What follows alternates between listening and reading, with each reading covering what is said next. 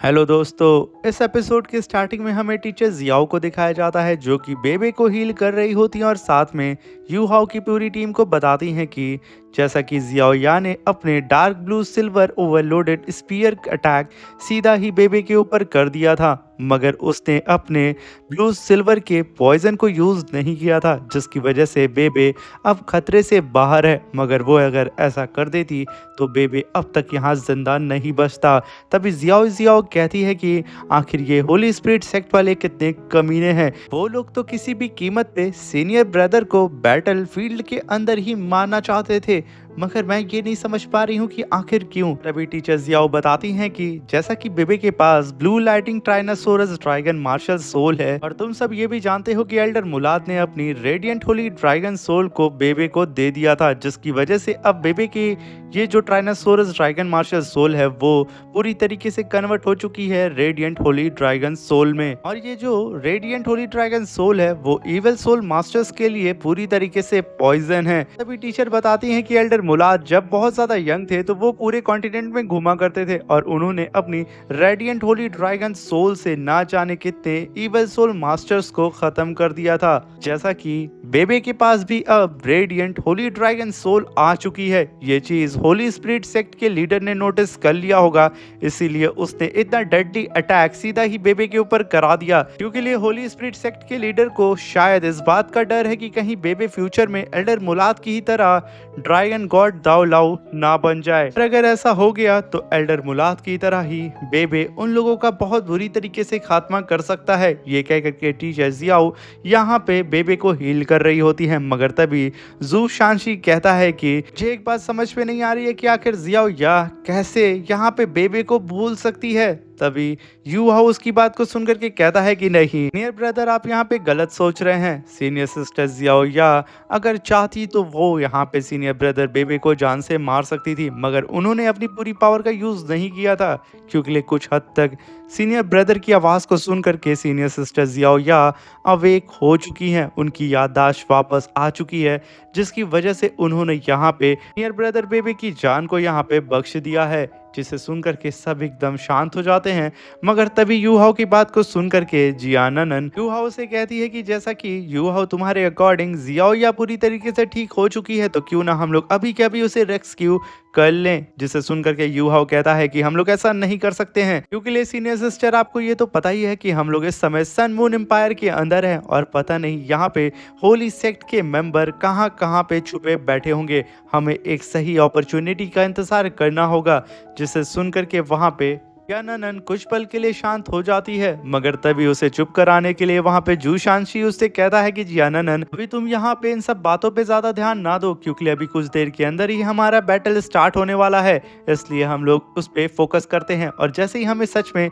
सही अपॉर्चुनिटी मिलेगी हम लोग किसी भी कीमत पे जियाओ या को वापस ले आएंगे। ये सुनकर के वहाँ पे जितने भी यू हाओ की टीम मेंबर होते हैं वो सब एग्री हो जाते हैं, मगर तभी यू हाओ गुस्से में कहता है कि मैं किसी भी कीमत पे इन होली स्पिरिट सेक्ट वालों को ख़त्म करके रहूँगा, क्योंकि हमारी फॉर्मर कैप्टन और हमारी सीनियर सिस्टर जियाओ या वो दोनों ही को होली स्पिरिट सेक्ट वालों ने किडनैप करके रखा हुआ है और साथ में उन लोगों ने हमारी दोनों ही सीनियर सिस्टर के ब्रेन को वॉश कर दिया है, जिसकी वजह से उन्हें हमारे बारे में कुछ भी याद नहीं है। ये कह करके यू हाओ काफी गुस्से में उन होली स्पिरिट सेक्ट वालों को देख रहा होता है, खास तौर से उस होली स्पिरिट सेक्ट के लीडर को जो कि प्रिंस जूतियान के जस्ट बगल में बैठा होता है। वो भी वहां पे ऊपर बैठ करके यू हाओ को ही लगातार घूरे जा रहा होता है और तभी हम देखते हैं कि रेफरी वहां पे आता है और कहता है कि जैसा कि 15 मिनट का ब्रेक टाइम यहाँ पे ओवर हो चुका है, इसलिए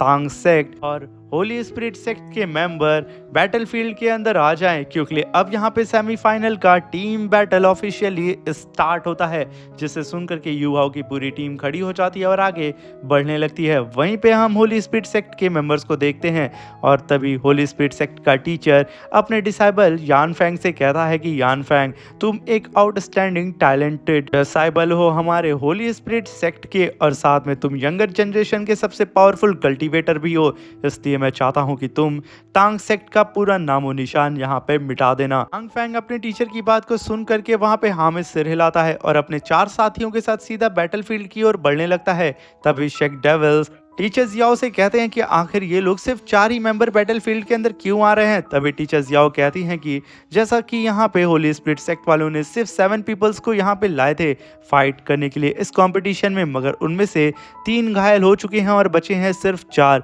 जिसमें से इन लोगों की टीम को लीड कर रहा है यांग फैंग, दूसरा है लू गेन गांग और तीसरा है तांग दाई और चौथा है गु यू। साथ में हम लोग इन लोगों की इवल पावर को भी नहीं जानते हैं क्योंकि ये लोग पूरे टूर्नामेंट में अभी भी कोई भी फाइट को नहीं लड़े हैं। ये इन लोगों की पहली फाइट है और मुझे लगता है ये लोग अपने सेक्ट के सबसे स्ट्रॉन्गेस्ट फाइटर होंगे। और तभी हम यू हाउ की टीम को देखते हैं जिसमें सबसे आगे काइटू खड़ा होता है और तभी you how Holi spirit sect वालों को देख करके अपने पूरे टीम मेंबर को बता रहा होता है कि हम लोगों के सामने 4 होली स्पिरिट सेक्ट के डिसेबल खड़े हुए हैं और मैं इन लोगों के फॉर्मेशन के बारे में तुम लोग को बता दूं कि इन लोग का फॉर्मेशन पूरी तरीके से बैलेंस है और साथ में ये लोग डिफेंस और अटैक के मोड में पूरी तरीके से तैयार हैं। एक तरीके से ये काफी powerful combined soul power formation है। तभी यू हाउ कहता है कि अगर इन चारों होली स्पिरिट सेक्ट के डिसेबल्स की पावर को अगर हम लोग कंपेयर करते हैं हमारे 6 फाइटर से तो ये लोग हमसे काफी ज्यादा पावरफुल हैं। और तभी यू हाउ कहता है कि इन सबको लीड करने वाला यांग फैंग है जिसके पास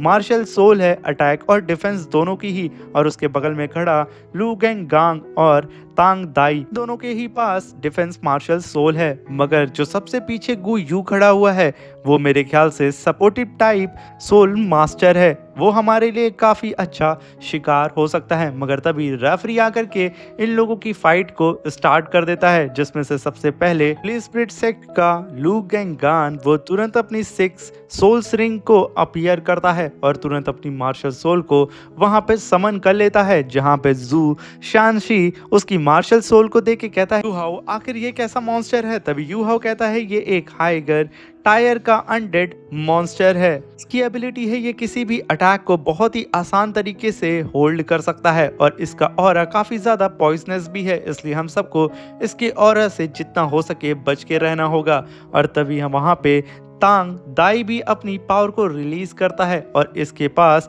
स्केलेटन किंग की पावर होती है। तभी यू हाउ बताता है कि तांग दाई के पास स्केलेटन किंग की पावर है और इसके पास काफी पावरफुल स्ट्रॉन्ग फिजिकल बॉडी भी है, मगर ये शॉर्ट रेंज में फाइट करने में काफी बेकार है। और तभी हम गु यू को देखते हैं जो कि अपनी पावर को रिलीज करता है, जो कि सपोर्ट टाइप मार्शल सोल को कैरी किया होता है, जो कि अपनी मार्शल सोल से अपने दोस्तों की पावर को वहां पे इंक्रीज कर रहा होता है। तभी यू हाउ सीधा ही उस यान फैंग की ओर देखते हुए कहता है कि आखिर इसके पास कैसी मार्शल सोल होगी। मगर तभी यान फैंग भी अपनी पावर को रिलीज करता है, उसके चारों तरफ कई सारे स्केलेटन आके अपीयर हो जाते हैं और वो अपने हाथ को आगे की ओर बढ़ाता है और हवा में एक छलांग लगा करके स्केलेटन विंग्स को समन कर लेता है। यू हाउ उसकी मार्शल सोल को देख करके एकदम दंग हो जाता है और कहता है ये तो बोन ड्रैगन मार्शल सोल है। तभी हम वहां पे कुछ कल्टीवेटर्स को देखते हैं जहां पे एक बंदा बताता है कि 10,000 साल पहले 7 ट्रेजर्स ग्लेस सेक्ट में 2 कल्टीवेटर हुआ करते थे जो कि लेजेंडरी गार्डियन थे, पहला सॉर्ड दाओलाओ और दूसरा बोन दाओलाओ, और ये दोनों ही मिलकर के इवल सोल मास्टर के खिलाफ ना जाने कितनी जंगें लड़ी हुई हैं और खुद को सेक्रीफाइस कर दिया था। मगर मुझे यकीन नहीं हो रहा है कि इन दोनों का डिसेंडेंट एक इवल सोल मास्टर बन चुका है। ये कह करके वो कल्टीवेटर सीधा अपनी आंखें फाड़ करके बैटल की ओर देख रहा होता है यांग फैंग को। उसे तो यहाँ पे यकीन ही नहीं हो रहा होता है। वहीं पे यांग फैंग को देख करके जितनी भी ऑडियंस होती है वो लोग यहाँ पे यांग फैंग को नापसंद कर रहे होते हैं। वो लोग तो दूर से ही चिल्ला करके होली स्पिरिट सेक्ट के सारे कल्टीवेटर्स को वहां से भागने के लिए बोल रहे होते हैं। वो लोग तो अपने सन मून एम्पायर के अंदर उन्हें जरा सा भी पसंद नहीं कर रहे होते हैं। और इन सारे लोगों की बात प्रिंस जूतियान सुन रहा होता है और वो कहता है कि जैसा कि मेरे लोग यहाँ पे ज़रा सा भी होली स्पिरिट सेक्ट वालों को पसंद नहीं कर रहे हैं, इसलिए मैं किसी भी कीमत पे यहाँ पे होली स्पिरिट सेक्ट वालों को जीतने ये मैच नहीं दे सकता हूँ। क्योंकि इन लोगों ने अभी मेरे सामने इतने खतरनाक पावरफुल इवल सोल मास्टर को ला करके खड़ा कर दिया है और क्या पता ये लोग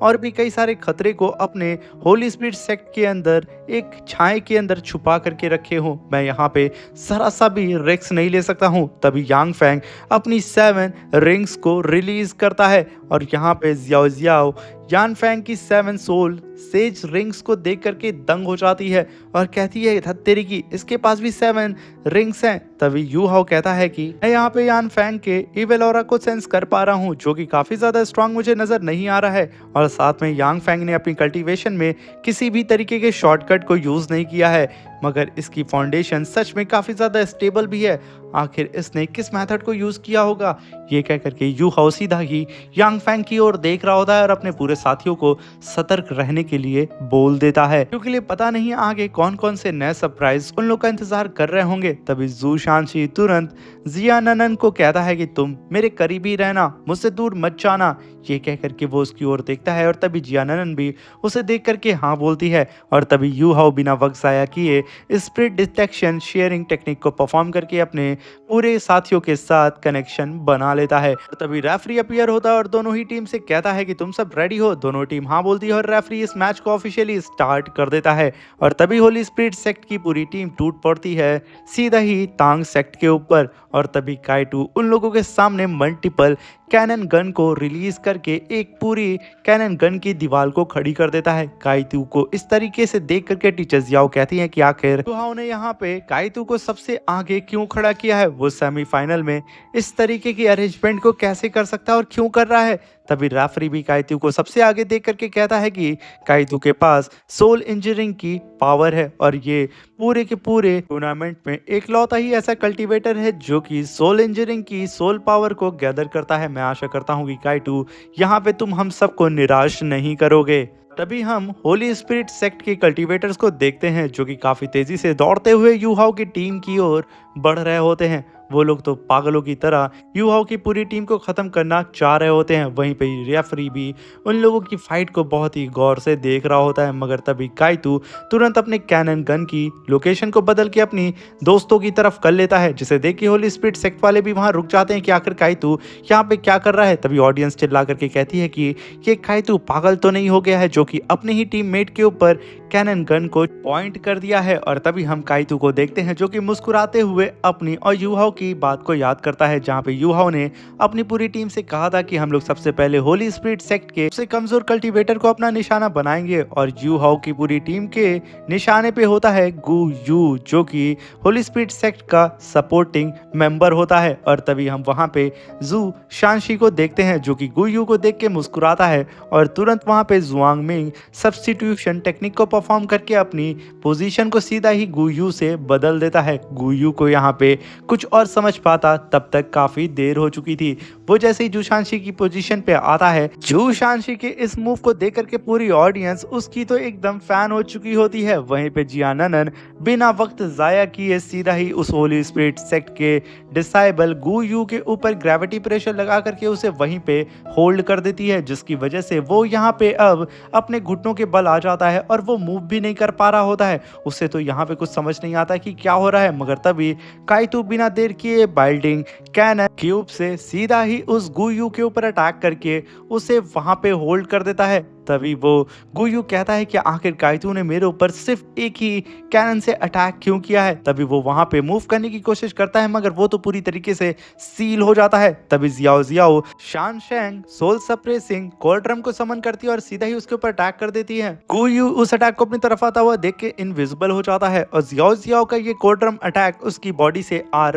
पार हो जाता है, जिसे देख करके जिया ननन चिल्ला करके यू हाओ से कहती है कि इसके पास फेस शिफ्टिंग की पावर है, हमें कैसे भी करके इसकी सोल को कैप्चर करना होगा। और भला यू हाओ से कोई भी सोल कैसे बच सकती है। यू हाओ तुरंत वहां पे जायंट फॉर्म में आ जाता है और यहाँ पे काफी ज्यादा खुश हो रहा होता है गु यू, मगर यू हाओ तो सीधा उसकी सोल को अपने एक हाथ से पकड़ के डैमेज करता है और उसे पूरी तरीके से एक ही जगह पे फ्रीज करके रख देता है। ये देख करके यान फैंग तुरंत अपने साथियों से चिल्ला के कहता है कि हम यहाँ पे गु यू को कुछ होने नहीं दे सकते हैं, अगर उसे कुछ हो गया तो तान सेक्ट वालों के पास अपर हैंड मिल जाएगा, इसलिए जल्द से जल्द यहाँ पे जू शानशी शांशी के ऊपर अटैक करके उसे खत्म कर दो। तभी सारे लोग मिल करके जू शांशी के ऊपर अटैक करने के लिए चले जाते हैं। वहीं पे जू शांशी उन लोगों को अपनी तरफ आता हुआ देख करके अपनी मल्टीपल शील्ड बना करके उन लोगों से फाइट करने लगता है और उन लोग से कहता है कि आखिर तुम लोग को क्यों लगता है कि तुम लोग मेरा शिकार कर सकते हो। और तभी हम जियान ननन को देखते हैं जो कि सीधा ही तांग वोटोंग को देख करके आगे बढ़ जाती है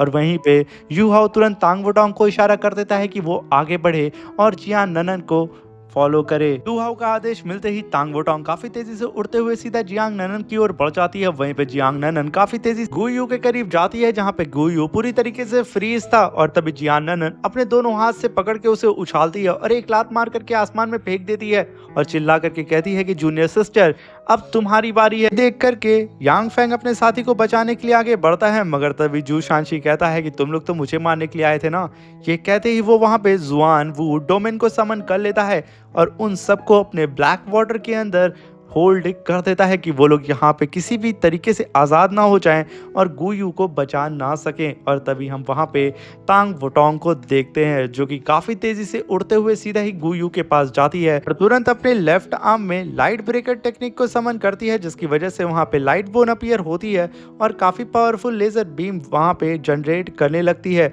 और जैसे ही गुमू हवा में तैरता है वो काफ़ी पावरफुल लेज़र बीम अटैक उसके फोरहेड पे करके उसका काम वहीं पे तमाम कर देती है। उसकी पूरी की पूरी बॉडी जल करके जमीन पर गिर जाती है जिसे देख करके पूरी ऑडियंस दंग हो जाती है क्योंकि फ्यू सेकंड में ही यू हाओ की टीम ने यहाँ पे होली स्पिरिट सेक्ट के एक कल्टीवेटर का काम तमाम कर देती है। और तभी टीचर जियाओ तांग वोटोंग की इस खतरनाक टेक्निक को देख करके कहती हैं कि ये लाइट ब्रेकर अटैक काफ़ी ज़्यादा खतरनाक था। इसने तो गुयू की सोल को पूरी तरीके से डैमेज करके उसे ख़त्म कर दिया है। अब वो उठ करके फाइट नहीं कर सकता है। भी वो कहती हैं कि लाइट बेस्ड सोल स्किल हर एक इवल सोल मास्टर के लिए जहर से कम नहीं है। और तभी हम वहाँ पे यांग फैंग को देखते हैं जो कि काफ़ी भड़क जाता है और वहाँ पे चारों तरफ उस बैटल फील्ड में फ्रोजन इवल ऑरा को फैला देता है क्योंकि यहाँ पे उसका एक साथी जो मारा जा चुका था और वो अपने साथियों से कहता है कि जल्द से जल्द जू शांशी को यहाँ पे खत्म कर दो क्योंकि हम लोग यहाँ पे गुयू का बदला लेंगे जू शांशी को मार करके।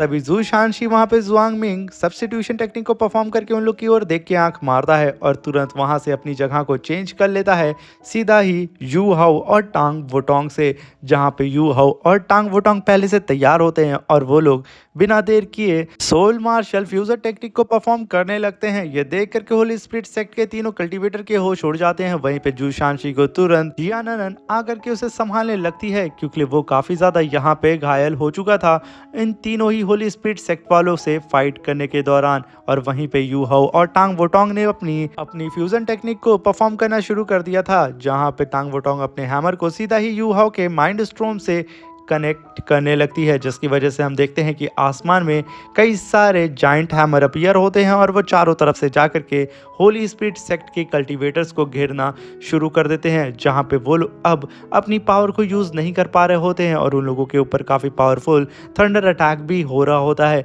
और तभी यू हाओ और टांग वोटोंग तुरंत अपने जाइंट हैमर को समन कर लेते हैं और तैयार हो जाते हैं उन लोगों के ऊपर अटैक करने के लिए। ये देख करके टीचर जियाओ कहती हैं कि सच में जू शांशी ने काफ़ी शानदार तरीके से जुआंग मिंग सब्स्टिट्यूशन टेक्निक का यूज किया है। यहाँ पे उसने अपनी लोकेशन को चेंज करके यू हाओ और टांग वोटोंग से चेंज कर लिया कि वो लोग यहाँ पे अपनी मार्शल फ्यूजन टेक्निक को परफॉर्म कर सके। अगर ये लोग ऐसा कर लेते हैं तो ये लोग फिर से अपर हैंड चले जाएंगे और होली स्पिरिट सेक्ट को पूरी तरीके से सप्रेस करने में कामयाब हो जाएंगे। मेरे प्यारे दोस्तों, इसी के साथ हमारा ये शानदार सा एपिसोड खत्म हो जाता है। इसके नेक्स्ट एपिसोड में हमें देखने को मिलने वाला है कि किस तरीके से यू हाओ की पूरी टीम पिटने वाली है, जहां पे यू हाओ अपनी पूरी फ्रोजन आइस को मेल्ट करके उसे ख़त्म कर देगा और यहाँ पे हो सकता है कि गॉडेस एलेक्स की पावर को भी यू हाओ इस फाइट में यूज़ करेगा, जो कि सच में काफ़ी ज़्यादा बेमिसाल होने वाला है। इसलिए जल्दी से चैनल को सब्सक्राइब कर दीजिए और साथ में इस एपिसोड को भी अपने दोस्तों के साथ शेयर ज़रूर करिएगा। अब मिलते हैं इसके नेक्स्ट एपिसोड में, तब तक के लिए अपना ख्याल रखें, सावधान रहें और मेरे चैनल के साथ जुड़े रहें क्योंकि इसका नेक्स्ट एपिसोड बहुत ही जल्दी मेरे इसी चैनल पे अपलोड हो जाएगा।